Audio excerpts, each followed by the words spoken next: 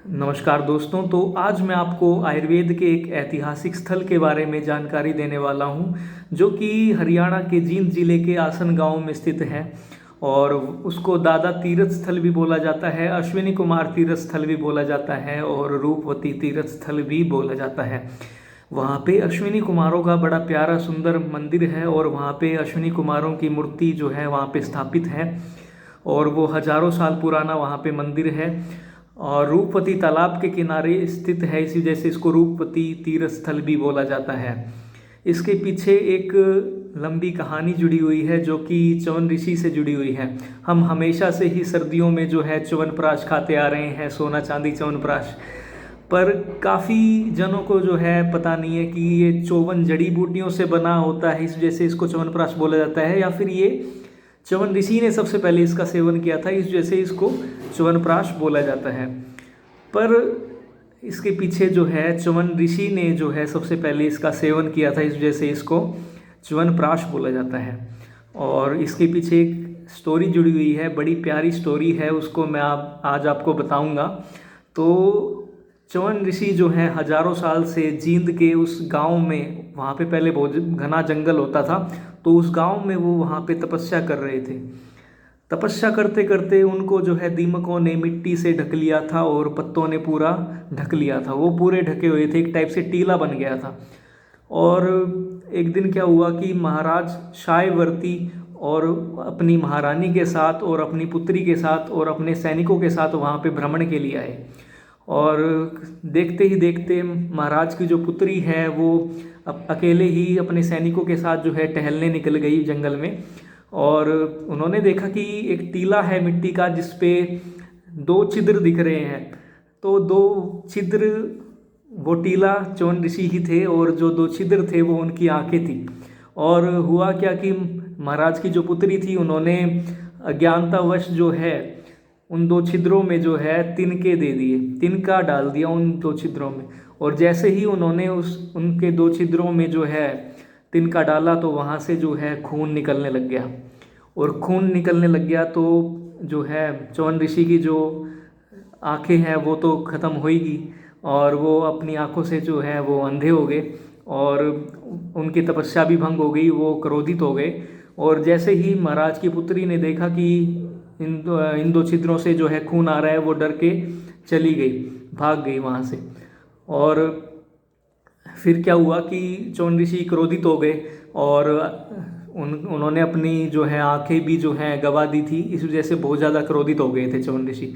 तो महाराज ने जो है क्षमा याचना की च्यवन ऋषि से कि भाई माफ़ कर दो, माफ़ कर दो। तो जो है च्यवन ऋषि बोले कि अगर आप अपनी पुत्री का हाथ मेरे हाथ में देते हैं तब मैं आपको क्षमा कर दूंगा। तो महाराज ने अपनी पुत्री का हाथ च्यवन ऋषि को दे दिया। और च्यवन ऋषि काफ़ी बूढ़े हो चुके थे, हजारों साल से तपस्या कर रहे थे। तो महाराज की पुत्री ने अपना पतिव्रता धर्म जो है काफ़ी अच्छे से निभाया, उनकी बहुत ज़्यादा सेवा की।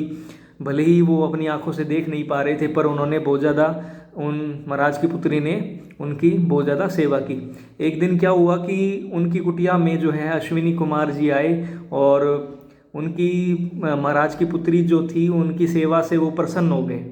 अश्विनी कुमारों ने बताया कि वो देवताओं के वैद्य हैं, तो इस वजह से जो है उन्होंने सेवा से प्रसन्न होके च्यवन ऋषि की जो है आंखें वापस कर दी और उनको युवावस्था प्रदान करने के लिए उन्होंने कुट्टी प्रावेशिक विधि से जो है च्यवनप्राश का उनको सेवन करवाया।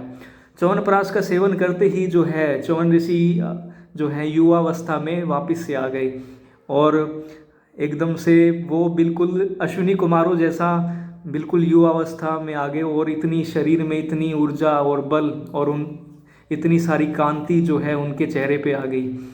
और फिर क्या हुआ कि महाराज ने इसी खुशी में जो है महाराज ने यज्ञ करवाया, जिसमें देवताओं को बुलाया और इंद्र को भी बुलाया। और च्यवन ऋषि जब अश्विनी कुमारों को बुलाने गए तो इंद्र ने उनको मना कर दिया कि मत बुलाओ, क्योंकि वो नीच जाति के हैं, नीच कुल के हैं, तो इस वजह से उनको नहीं बुलाना। पर च्यवन ऋषि नहीं माने, उनको बुलाने चले गए। इसी बात पे जो है इंद्र जी क्रोधित हो गए। इंद्र जी हर बात पे क्रोधित हो जाते हैं। तो इंद्र जी इसी बात पे जो है क्रोधित हो गए और उन्होंने अपना वज्र निकाल लिया और वज्र जैसे ही निकाला तो च्यवन ऋषि की ने देखा कि वज्र निकाल लिया भाई, और च्यवन ऋषि ने अपने तपोबल से जो है वज्र का प्रहार वहीं पे रोक लिया, और इंद्र का हाथ जो है वहीं पे ऊपर का ऊपर ही रह गया। और इंद्र ने देखा कि इतना तपस्या का बल और इतना ऊर्जावान देखा, तो वो प्रसन्न हो गए। इंद्र जी बोले कोई बात नहीं, आप ले आओ, बस मुझे अपनी पुरानी अवस्था में वापस कर दो, मेरा हाथ जो है वापस नहीं चला दो। तो क्या हुआ कि फिर च्यवन ऋषि ने उनका जो है वज्र का प्रहार जो है वहीं पे रोक लिया, और फिर इंद्र जी ने बोला कि आप ले आओ भाई अश्विनी कुमारों को। फिर यज्ञ संपन्न हुआ, अश्विनी कुमारों को भी ले आए, और इंद्र जो है अपनी पुरानी अवस्था में भी वापस आ गए।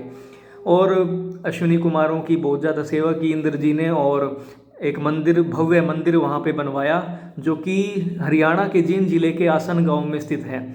तो काफ़ी इंटरेस्टिंग स्टोरी थी इसके पीछे, तो मैं आपको बताना चाह रहा था। तो ये एक आयुर्वेद का ऐतिहासिक स्थल है जो कि हरियाणा के जींद जिले के आसन गांव में स्थित है। तो प्लीज़ अगर आपके पास टाइम है तो प्लीज़ जाना, अगर मेरे पास टाइम हुआ तो मैं ज़रूर जाके आऊँगा। Okay, thank you.